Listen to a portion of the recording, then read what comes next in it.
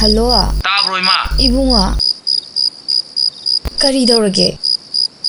Kaino hoji asyam thengajibo halaktrijibo. Ima ai nupi impore haige dobane. Ha. Ha. Nupi jele. Haima. Kai nupi no haisibo. Imphal dagi. Ha. Imphal dagi ya. Hoi. Khoila waisida. Hoi ima. Oh, ado yumda dum busiloko. Ati daga thai kho tauranu. Thame. Oh, thamo. Sida dum busiloko. Hoi. Thamo.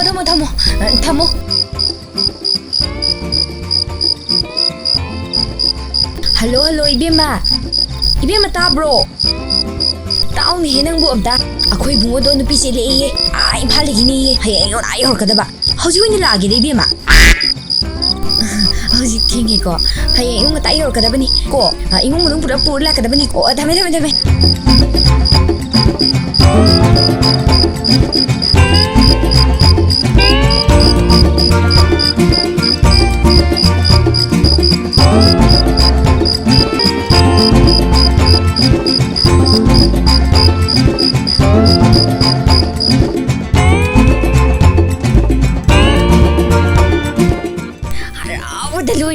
Ado hayeng yung ta pauhan basta tu neba.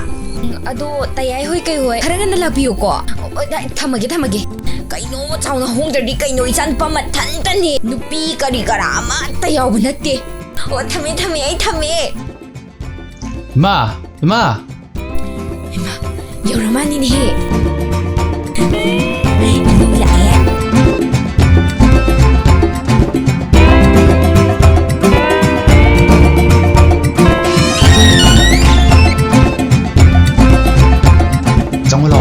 Slay ma.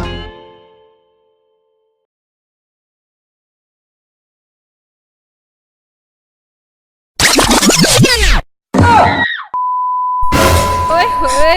Oh no. Kari no khoi ma toijina. Ibungo nam talau. Lau he. Kari no me. Kari no ibungo. No. Tu tawa no.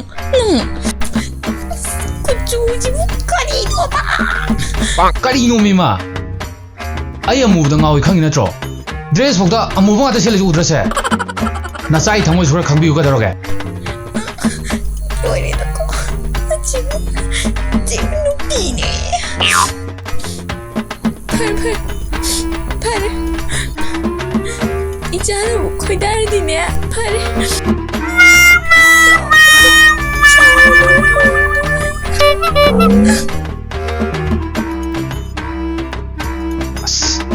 Mi tani mima.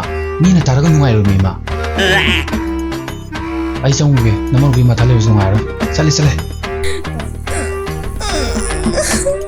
Karino. Imaunia.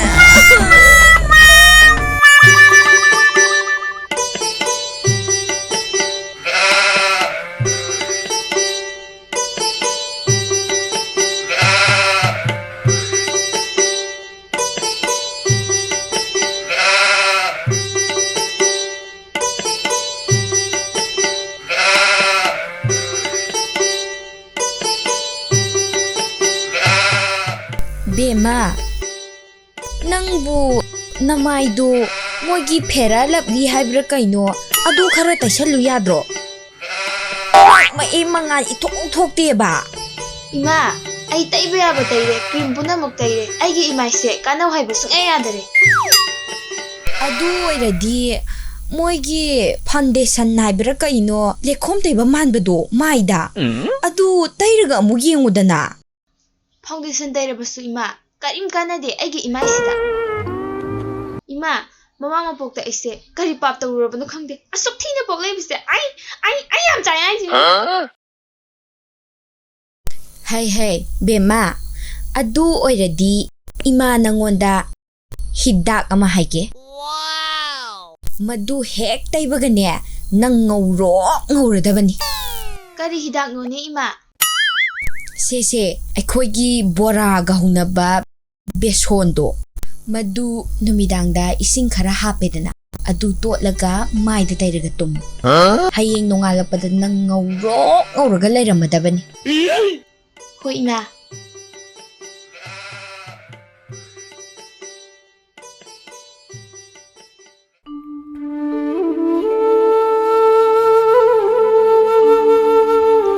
थाइबेमा हैमा इचे लाइरो चंगो फमसिलाओ कैदौरमिनो नंबो ऐसे कोन सुम तैथोमबने कोन सिंसे थमजिलगेना लाओ इचे सिदा फमुलाओ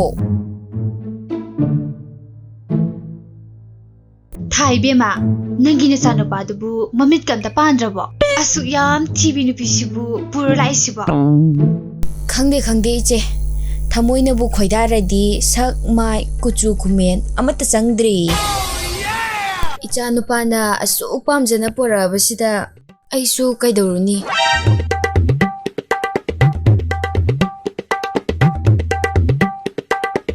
इबेमा मी लाई चा पुथोरौ हे ताब्रो इबेमा लंगानबी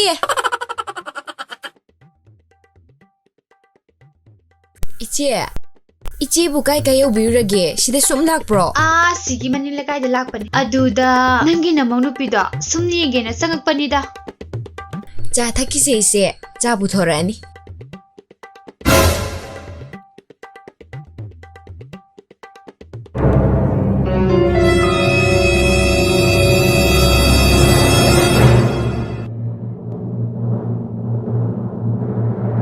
करिनोने थाइबेमा असुक याम movie नुपिसिबु अइखोइदा कोन फावबा लैति मि नंबु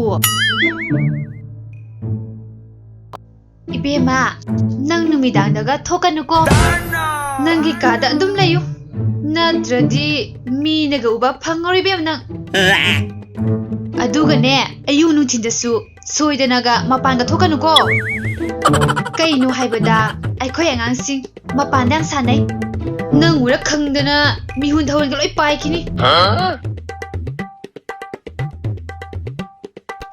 थाइबेमा अइ मु चटलगेको होई जे सुम लैजाउरे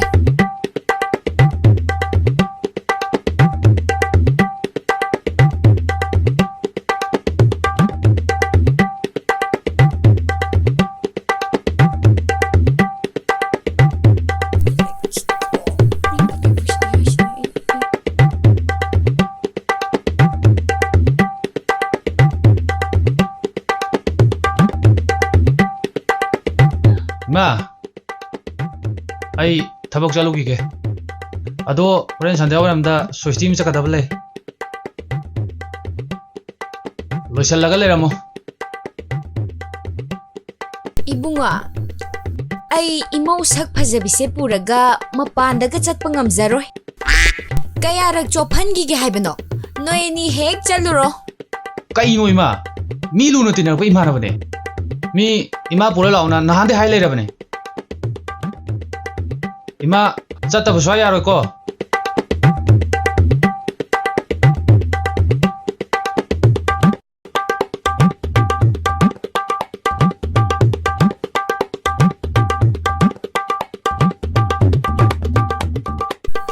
हैमा इचे सुलाक पिरिए हैमा थाइबेमा अइ याउद्रदि मोइगी सोस्ती से ओइखिद्रो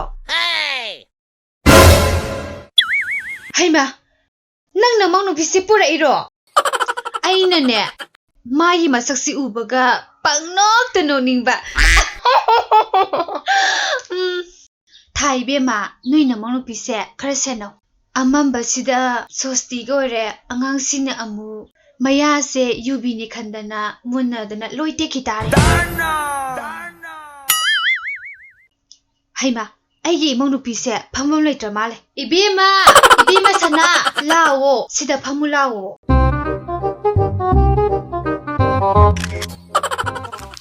थाइबेमा से आइगी इमौनी खंगनवो मानने नोम फादोक थोंगानदगा थोपसे लेकाई मिनने अइखोइ स्वाइसे था थोए सिनबु वाइजाय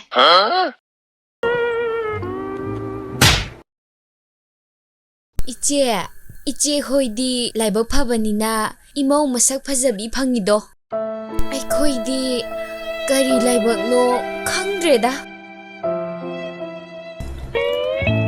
ꯉꯥꯏꯈꯣꯅꯦ ꯊꯥꯏꯕꯦꯝꯃ ꯆꯥꯂꯨꯛ ꯊꯥꯅꯔ ꯃꯥꯜꯂꯦ ꯑꯩ ꯆꯥꯛ ꯂꯥꯝꯕꯅ ꯂꯣꯏꯔꯦ ꯑꯝꯇ ꯆꯥꯔꯨꯁꯤ ꯂꯥꯛꯑꯣ ꯑꯦ ꯉꯥꯏꯈꯣꯅꯦ ꯏꯆꯦ ꯆꯥꯛꯄꯨꯗꯤ ꯑꯩꯁꯨ ꯂꯥꯝꯕꯅ ꯂꯣꯏꯔꯕꯅꯤ ꯑꯗ ꯆꯥꯛꯂꯨꯛꯁꯦ ꯑꯃꯠꯇ ꯍꯥꯡꯗ꯭ꯔꯕ ꯃꯥꯜꯂꯤꯅꯦ ꯃꯊꯪꯗ ꯆꯥꯔꯁꯦ ꯏꯆꯦ ꯍꯣꯏꯅꯦ ꯃꯤ ꯂꯣꯏ ꯐꯝꯈ꯭ꯔ ꯃꯥꯅꯦ ꯆꯥꯛꯀ ꯑꯝꯇ ꯍꯥꯡꯗ꯭ꯔꯦꯅꯦ ꯏꯃꯥ ꯆꯥꯛ ꯂꯥꯝꯃꯤ ꯍꯥꯏꯗꯥꯏꯅꯦ ꯆꯥꯛꯁꯦ ꯆꯥꯊꯣꯛꯎ ꯂꯥꯛꯑꯣ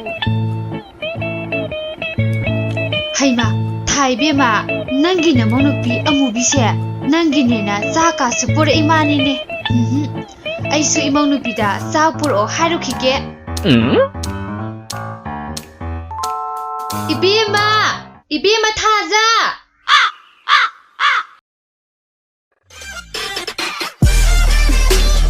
타자!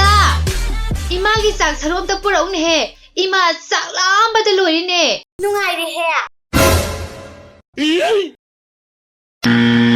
ꯑꯩ ꯕꯣꯛ ꯆꯥꯛ ꯂꯥꯝꯕꯅ ꯄꯨꯛꯁꯦ ꯄꯥꯏꯔꯀꯥꯟꯁꯤꯗ ꯅꯪꯒꯤ ꯆꯥꯛꯃꯨꯛ ꯄꯨꯔꯛ ꯂꯩꯇꯥꯔꯤ ꯑꯩ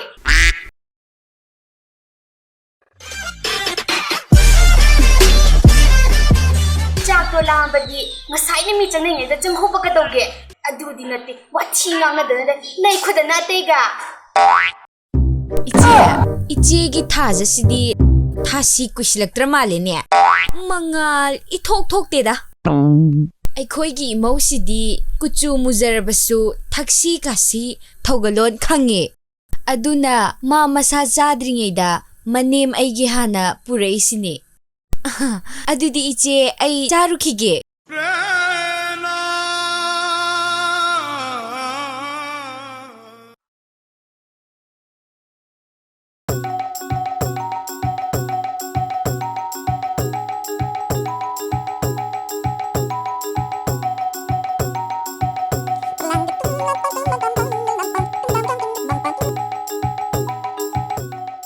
ꯍꯜꯂꯣ 이남마, ꯅꯪ ꯂꯥꯛꯇꯕꯁꯨ ꯀꯨꯏꯔꯦ. ꯑꯃꯨꯛꯇꯪꯗꯤ ꯂꯥꯛꯎꯗꯅ. ꯏꯃꯧ ꯅꯨꯄꯤꯗꯨꯁꯨ ꯄꯨꯔꯒ ꯂꯥꯛꯑꯣꯕ. 이베마 이모우 누피시나 꾸쭈 khara ꯃꯝꯕꯁꯤꯗ ꯃꯄꯥꯜꯗꯒ ꯄꯨꯔꯒ ꯆꯠꯄꯗꯣ ꯑꯩ ꯌꯥꯝ ꯇꯜꯂꯤꯗ ꯑꯩ ꯃꯤ ꯍꯥꯏꯕꯁꯤꯗꯤ ꯄꯨꯛꯆꯦꯟ ꯁꯦꯡꯉꯒ ꯂꯣꯏꯔꯦꯗ. ꯀꯨꯆꯨ ꯀꯣꯃꯦꯟꯗ ꯈꯟꯕꯤꯔꯨꯅꯨꯗ ꯏꯅꯝꯃ. ꯍꯌꯦꯡꯗꯣ ꯁꯣꯏꯗꯕꯤꯗ ꯂꯥꯛꯎꯀꯣ 이남마. ꯍꯣꯏ ꯍꯣꯏ ꯍꯌꯦꯡꯗꯣ ꯑꯩ ꯁꯣꯏꯗꯅ ꯂꯥꯛꯅꯕ ꯇꯧꯔꯒꯦ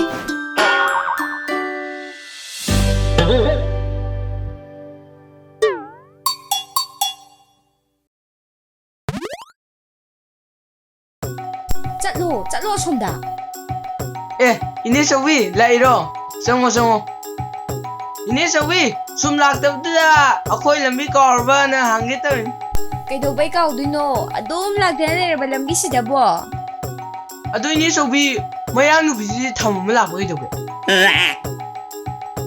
ꯀꯣꯟ ꯐꯦꯡꯕ ꯅꯨꯄꯤꯗꯨꯕꯣ ꯑꯗꯨꯝ ꯂꯣꯏꯅꯔ ꯂꯩꯗꯨꯕꯣ ꯍꯦ ꯍꯥꯏꯍꯩꯗꯦꯅꯦ ꯅꯪꯕꯣ ꯅꯆꯦꯗ ꯑꯗꯨꯝꯅ ꯍꯥꯏꯅꯕ꯭ꯔꯣ ꯏꯆꯦ ꯀꯧ ꯂꯥꯜꯂꯦ ꯍꯥꯏꯌꯨ ꯀꯩꯅꯣ ꯑꯩꯗꯤ ꯃꯨꯁꯨꯛꯀ ꯃꯨꯕꯁꯤꯗ ꯃꯌꯥꯡ ꯅꯨꯄꯤ ꯑꯣꯏꯔꯕ ꯅꯤꯡꯉꯨꯔꯦ ꯀꯔꯤ ꯂꯥꯜꯂꯒꯦ ꯑꯩꯕꯣ ꯑꯗꯨꯒꯨꯝꯕ ꯊꯛꯁꯤ ꯈꯥꯁꯤ ꯅꯥꯏꯗꯕ ꯆꯪꯉꯨꯔ ꯅꯁꯛꯇꯣ ꯌꯦꯡꯗꯦ 이베마 ꯅꯪ ꯁꯥꯎꯅꯨꯀꯣ 이자누파ꯁꯦ khara ꯉꯥꯎꯁꯤꯟꯅꯕꯅꯤ ꯑꯗꯨꯅ ꯈꯪꯗꯗꯅ ꯇꯧꯖꯔꯤꯅꯤ ꯁꯥꯎꯗꯦꯗ 이네 ꯑꯩꯅ khara ꯃꯨꯕꯁꯤꯗ ꯈꯪꯗꯗꯅ ꯍꯥꯏꯖꯔꯤꯅꯤ 이남마 ꯆꯪꯉꯁꯤ ꯂꯥꯛꯑꯣ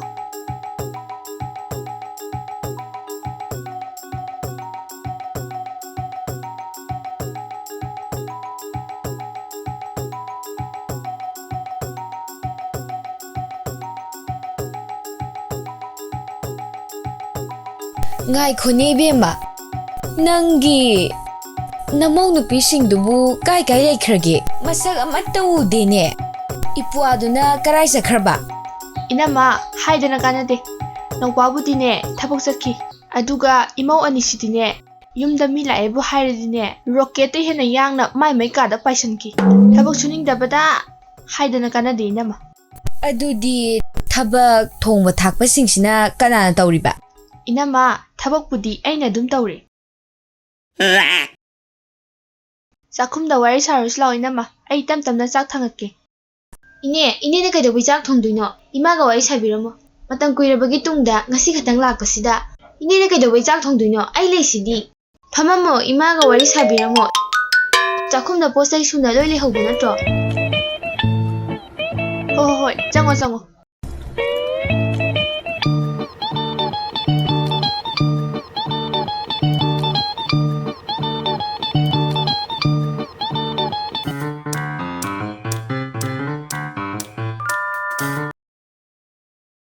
Ima, ngasi injang yam thi haw. Itai moi lakudai sumai haw sade. Ibungo noi natai masingdine nayambasingane mathak kahandana thong thakpudi laidana thaksi kasi baw amata yawsalaktrene nachidagine thagolon bebar thaksi kasi khara tamho sida nangna nachi sida mayang malika haidana Ise da ngasai mayang ne na haigibdo. Saunu ko ise. Saudeda kaidobage aina saudoino khangdadana haibabo kayada nusikhraba angang no ne mina karem ka thainadana usittana ngangasibu ma karimta sauba leitine inama nang laibo yam pharabani asigumba namong nupi ma phangbase ing tapadana thagolon bebara khangiba chak thongba hare amatta wate inama nang laibo yam pharabani ibema inewa hagita muba ngauba habisidi isori khudolni sida nangna mui haidana karimta nongaitaba khanganuko mina tawba ngamdaba kaya ama nangna tawrisini miyoi habisidi sakna chuna migi magun lepataba nate mamana tawrakpa thabaktuna magi magun takadabniko